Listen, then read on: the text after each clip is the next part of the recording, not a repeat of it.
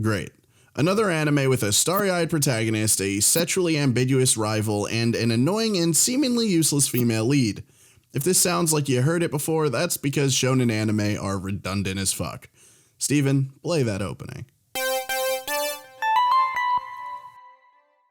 What is up, everyone, and welcome to a wonderful little show I like to call Writer's Block, the show where we, for 2 weeks in a row now, cover some basic-ass shonen jump shit. Today, we are talking about Tite Kubo's newest work, Burn the Witch.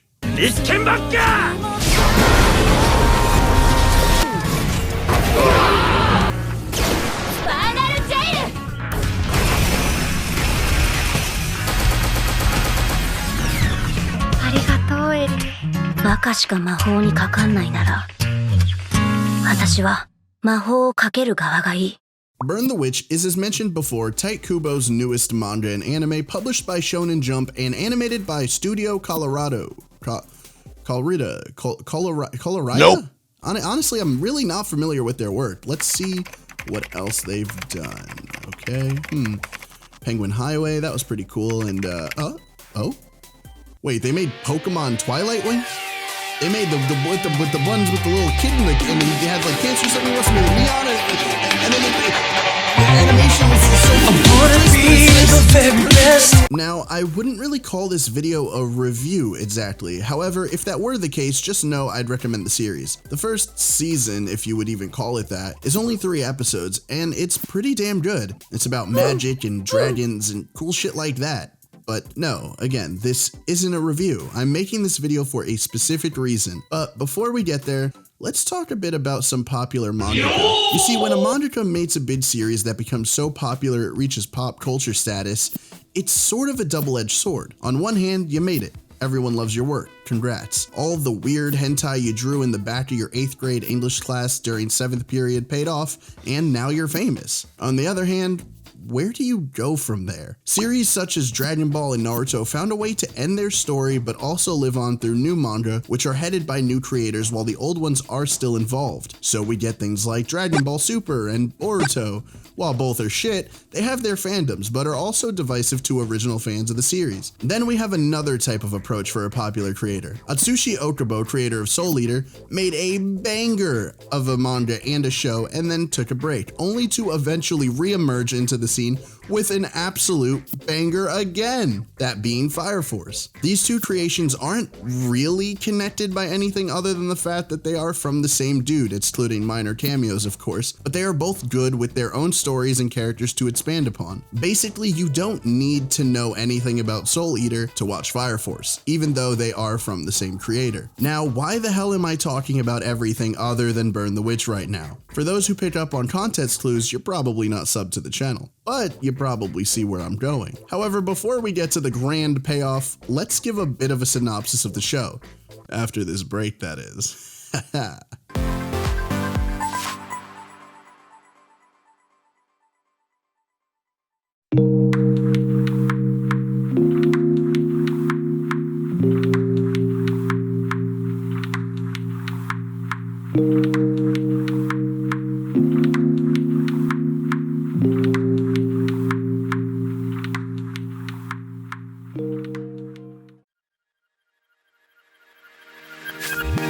Burn the Witch takes place in London during some unspecified time, I think. Our main characters are Nini and Noelle. This little lolly tsundere and this big titty goth GF here are witches who work for an organization that protects society from dragons.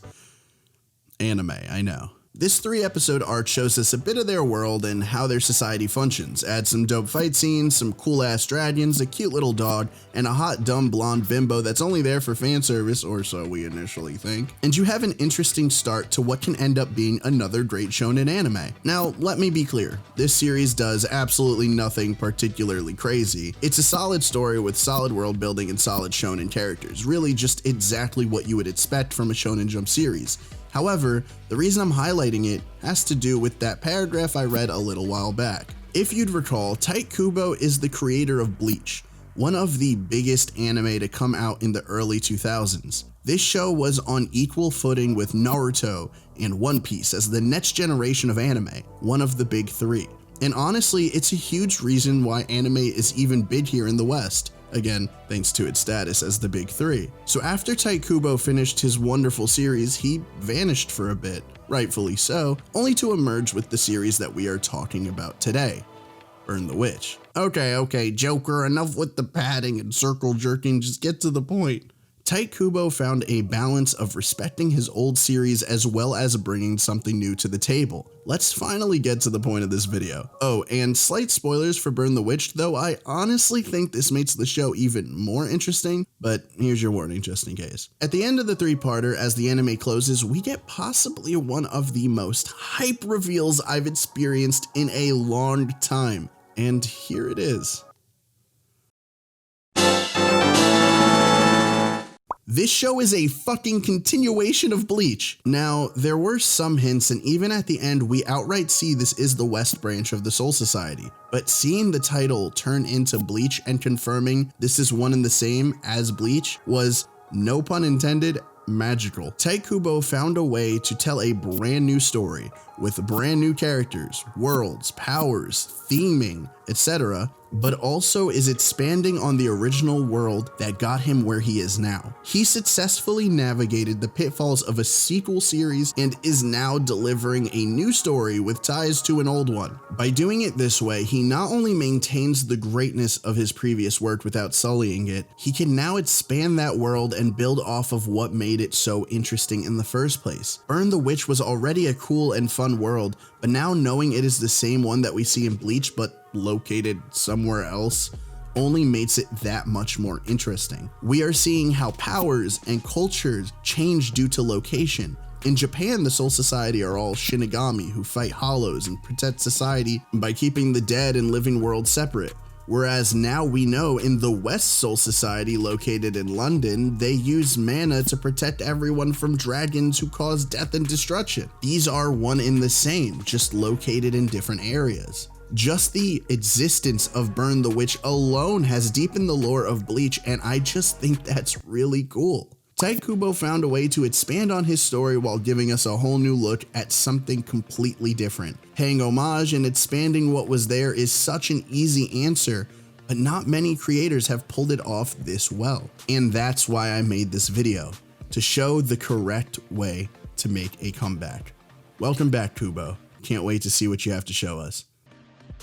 Well, that was the episode. Thank you guys so much for watching. I am so happy to be back, and I'm so happy to talk about this show. It honestly was really fun, and I've binged it about 4 times now, so I highly recommend you check it out if you haven't. Again, it's nothing too crazy, but it is really good. So let me know what you guys thought of the video. Leave your comments down below. Don't forget to subscribe if you haven't already. Click that notification bell. Follow us on Twitter, all that stuff. Anyway, I will see you guys next week with definitely a fun video, so can't wait to show you guys that. I've been Joker. Thank you guys so much for watching. Love you all, and until next time, goodbye.